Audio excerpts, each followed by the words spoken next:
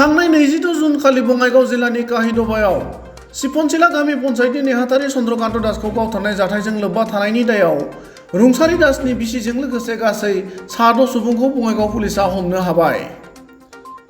गंसे गारिजों लोगोसे बाइक आरो सिपनसिला गामि पन्चायतनि नेहाथारि चन्द्रकान्त दासखौ गावथारनायाव बाहायनाय हाथियारखौबो मोननो हाबाय होनना आसामनि डिजिपि जिपि सिंह बिथाङा टुइटनि गेजेरजों फोरमायदों।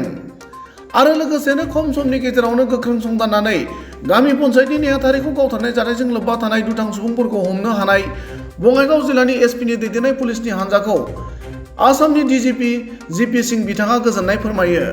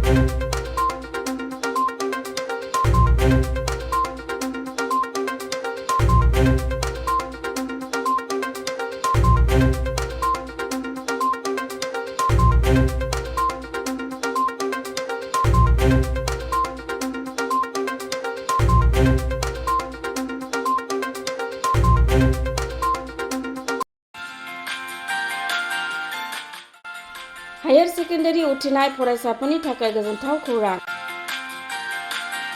BA सेथि सेमिस्टारनि थाखाय गबिन्द बसुमतारी कलेजाव मुं थिसननाया सोलिगासिनो।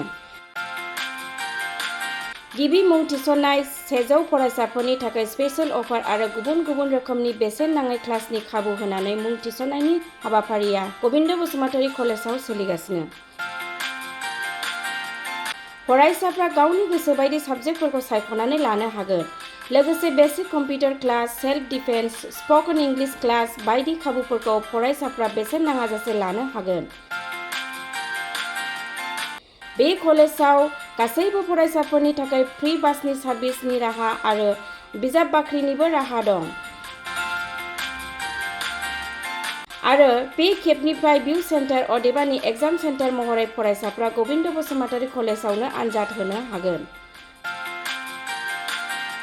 गबिन्द बसुमतारी कलेजाव एसेल' बेसेनावनो मुं थिसननानै कलेजनि राहानि खाबुफोरखौ लानो हागोन। रोखायै मिथिनो थाखाय फारियै होनाय जानबुं नाम्बाराव कन्टेक्ट खालामनो हागोन।